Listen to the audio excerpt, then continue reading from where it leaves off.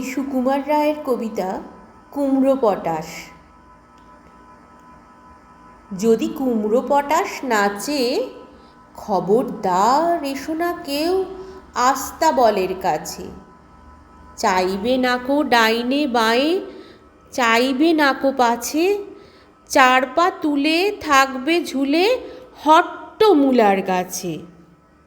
যদি কুমড়ো পটাশ কাঁদে, খবরদার খবরদার বসবে না কেউ ছাদে। উপুর হয়ে মাচায় শুয়ে লেপ কম্বল কাঁধে, বেহাগ সুরে গাইবে খালি রাধে কৃষ্ণ রাধে। যদি কুমড়ো পটাশ হাসে, থাকবে খাঁড়া একটি ঠ্যাঙে রান্নাঘরের পাশে।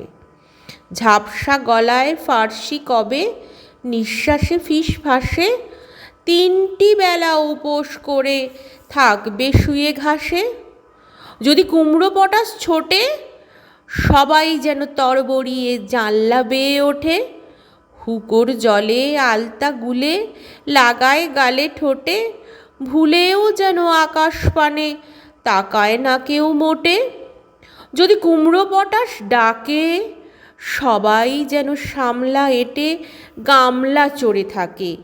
ছেচকি শাকের ঘণ্ট বেটে মাথায় মলম মাখে, শক্ত ইটের তপ্ত ঝামা ঘষতে থাকে নাকে। তুচ্ছ ভেবে এসব কথা করছে যারা হেলা, কুমড়ো পটাশ জানতে পেলে বুঝবে তখন ঠেলা। দেখবে তখন কোন কথাটি কেমন করে ফলে, আমায় তখন দোষ দিও না আগেই রাখি বলে।